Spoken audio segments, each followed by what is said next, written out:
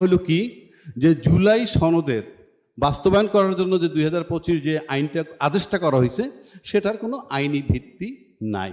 এই জায়গাটা নিয়েই কথাটা চলছে, আর কোনো কথা এখানে আমার মনে হয় না। সবাই একটা কথাই বলতেছে সংসদে যারা 2/3 মেজরিটি পেয়েছে। আমরা জানি বাংলাদেশের 55 বছর যাবত যে ট্রেডিশন, 2/3 মেজরিটি যে দল পায় তারা আইনের ঊর্ধ্বে উঠে যায়, কোনো সন্দেহ নাই, কোনো আইন কাজ করে না। এবং আপনি দেখবেন যে বাংলাদেশে নির্বাচিত প্রতিনিধি যারা হয়, জনপ্রতিনিধি, এমপি বলেন, মন্ত্রী বলেন, এমপি মন্ত্রী হয়ে যাওয়ার পরই তারা স্থানীয় জনগণের কাছে আতঙ্ক হয়ে যায়। আপনি একজন নির্বাচিত প্রতিনিধি যদি মানুষের কাছে আতঙ্ক হয়ে যায়, একজন মন্ত্রী যদি আতঙ্ক হয়ে যায়, তখন মানুষের ন্যাচারালি কথাবার্তা বলা বন্ধ হয়ে যায়।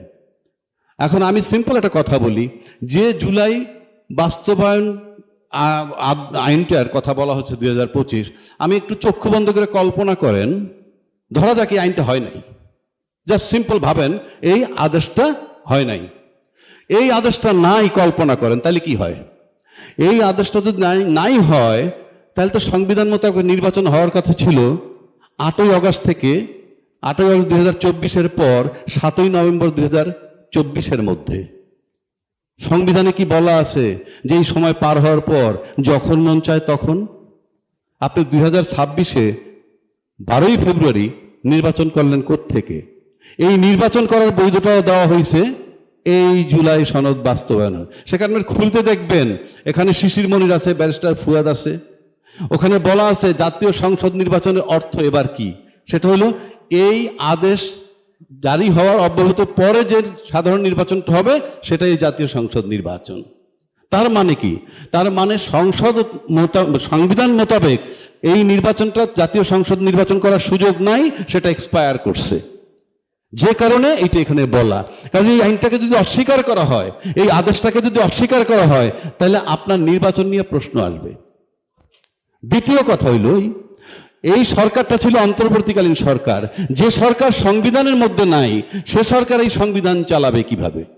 এটা ভেরি সিম্পল। আপনি একটা কোম্পানির কিছু না, সেই কোম্পানির ভিতরে আপনি ম্যানেজিং ডিরেক্টর হিসেবে নাই, তো আপনি সেই কোম্পানি চালাবেন কেমনে? এইটার ভিতরে তো বলা নাই অন্তর্বর্তীকালীন সরকারের কথা। সুতরাং সে কারণেও আপনি অন্তর্বর্তীকালীন সরকার চলেছে অন্তর্বর্তীকালীন আইনে, এবং সে আইনটা কি উনি যেটা বলবেন সেটা চূড়ান্ত হয়েছে তাই কিন্তু, এবং সেটার বৈধতা দিছে এই জুলাই সনদের মাধ্যমে। তৃতীয় কথা হচ্ছে, আচ্ছা ধরি আমরা সব সংশোধন হয়ে গেল, সব সংশোধন যদি হয়, সংশোধন তো না সংস্কার, এতে রাষ্ট্রের ক্ষতি কি, দেশের জনগণের ক্ষতি কি? কিংবা এই সংস্কার হয়ে যাওয়ার পর কালকে সকালে কি জামাত ইসলাম ক্ষমতায় চলে আসবে? নাকি ছাত্র শিবির ক্ষমতায় চলে আসবে? নাকি ছাত্র লীগ ক্ষমতায় চলে আসবে? ক্ষমতায় আসার সাথে এই সংস্কারের সম্পর্কটা কি? তাহলে আপনারা বাস্তবায়ন করতেছেন না কেন?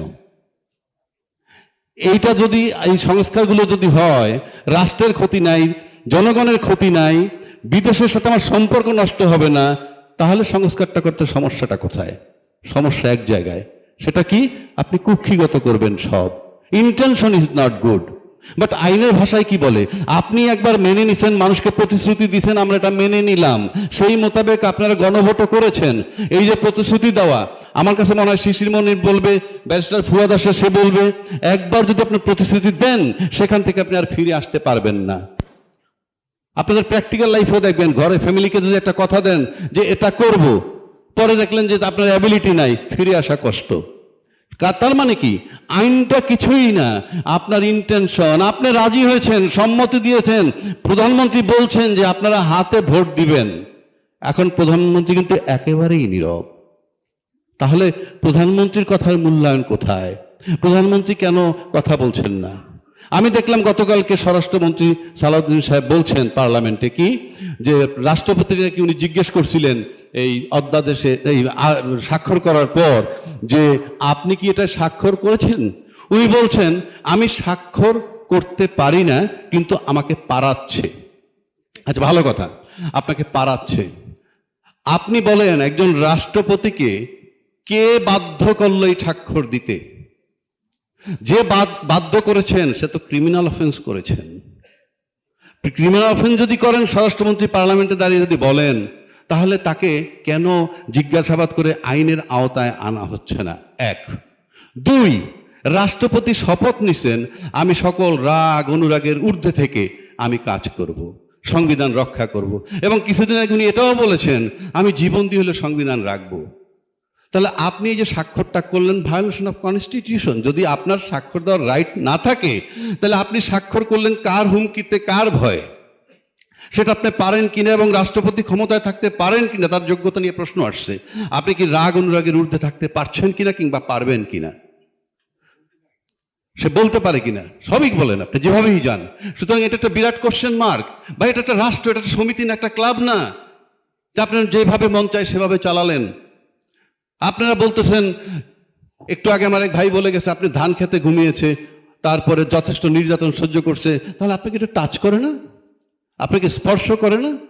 আপনি সেই সরকারের রাষ্ট্রপতি নিয়ে আছেন, আবার বলতেছেন আপনি ধান খেতে ঘুমিয়েছেন।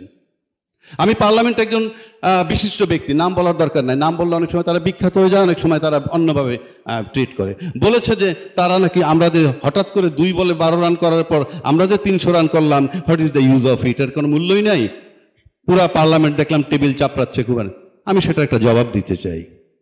আচ্ছা ধরুন আপনি 2008-এর নির্বাচনের পর 100 রান করতে করতে 2014 নির্বাচন হইল, তারপরে আরো 100 রান করার পর 18 নির্বাচন হইল, তারপরে আরো 100 রান করার পর 2024-এর নির্বাচন হয়ে গেল। 300 রান করে ফেললেন বহাল তবিয়তে সরকার। ঠিক সেই মুহূর্তে ওই নির্বাচনের পর যদি 29 সাল পর্যন্ত থাকতো আপনারা আরো 100 রান করতেন, কিন্তু সরকার যাইতো না।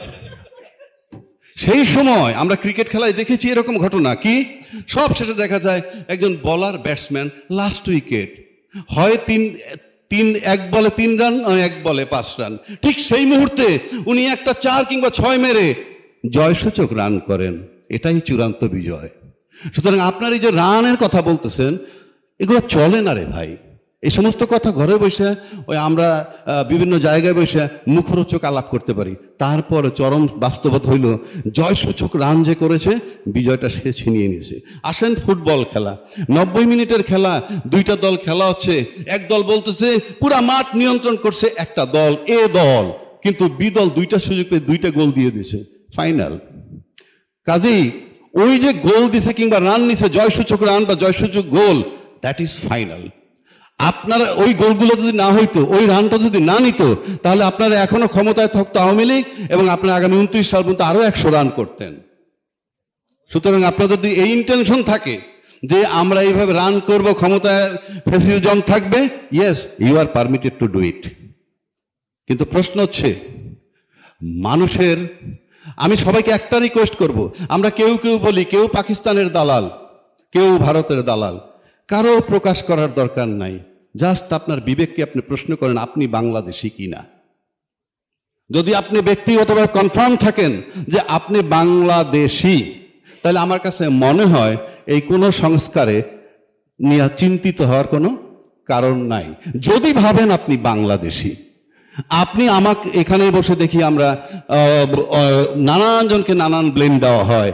আমরা এটাও শুনেছি গত সরকারের সময়, এই অন্তর্বর্তীকালীন সরকারের সময়, কি ধান খেতে যারা ঘুমিয়েছেন তারা নাকি 12 বৎসর যাবৎ আওয়ামী লীগকে সরানোর জন্য চেষ্টা করছে। তো 12 বৎসর যাকে সরানোর জন্য চেষ্টা করছে তারা 15 বছর ক্ষমতায় ছিল। আর একটা অন্তর্বর্তীকালীন সরকার আসছে, তাকে সবাই সহযোগিতা করছে, কিন্তু উনি 18 মাস সুস্থ থাকতে পারেননি। কোন ইন্ডিভিজুয়াল কিন্তু দাবি দেওয়া করে না। আমরা দেখছি অন্তর্বর্তীকালীন সরকার আসার পর 150-200 রকমের আন্দোলন হয়েছে, তাদের দাবি দেওয়াগুলো কি সব পূরণ হয়ে গেছে অন্তর্বর্তীকালীন চলে যাওয়ার পর? এখন আন্দোলনটা কোথায়? একটা আন্দোলন তো দেখতেছি না। আবার আমরা শুরু থেকে দেখতেছি কি দেশে তেলের সংকট নাই, অথচ আমরা পাম্পে গিয়ে দেখি মানুষের মিছিল। তো যাই হোক, সেই প্রসঙ্গে আমি যাচ্ছি না, সব শেষ করে দিচ্ছি। আমি একটা কথা বলে দিচ্ছি যে আপনাদেরকে ক্লারিফাইড করতে হবে যে জুলাই সনদ বাস্তবায়ন করলে রাষ্ট্রের ক্ষতি কি হয়, বিশ্বের সাথে আমাদের সম্পর্কের ক্ষতি কি হয়, জনগণের ক্ষতি কি হয়, এবং মুক্তিযুদ্ধের চেতনা চলে যায় কিনা, এই সমস্ত বিষয়গুলো যদি ক্লিয়ার করতে পারেন, বুঝাইতে পারেন, আমরা সবাই মিলে বলবো সংস্কার দরকার নাই। আর যদি বিষয়গুলো এরকম হয় যে এই সংস্কার করলে আপনাদের ক্ষমতা কুক্ষিগত করার দায়িত্ব থেকে আপনারা সরে যান, আপনার শেখ হাসিনার মতো 15 বছর ক্ষমতা থাকা নিশ্চিত করতে চান, সেগুলো হবে না, তাহলে মেহেরবানি করে আপনাদেরকে একটা কথাই বলবো, আপনারা বাংলাদেশি হন। আমি নিশ্চিত করে বলতে পারি, যিনি বাংলাদেশি হবেন, যারা বাংলাদেশি হবেন, তাদের এই সংস্কার করার ক্ষেত্রে কোনো আপত্তি থাকবে বলে আমি মনে করি না, আমি বিশ্বাস করি না। এখানেই আমি আমার বক্তব্য শেষ করছি। কৃতজ্ঞতা যাই বলেন, কারণ আমি দেখতে পাচ্ছি যে পরিমাণ মিডিয়া মোটামুটি আসছে, তারা বোধহয় সবাই আন্তরিকভাবে গুরুত্ব দিতে চায় এই কথাগুলো প্রকাশ করার জন্য। তাদের কাছে আরেকটা অনুরোধ থাকবে, নিউজ করা খুব সহজ, কিন্তু তারপর এটা কন্টিনিউশন, এটার উপরে যে সম্পাদকীয় আলোচনা, এই জিনিসটা চালায় রাখতে পারলে আমার কাছে মনে হয় যে আরও ভালো হবে। এখন আমি এখানে এসে যা বুঝলাম, একটা বিষয় এসে আমরা ঠেকছি।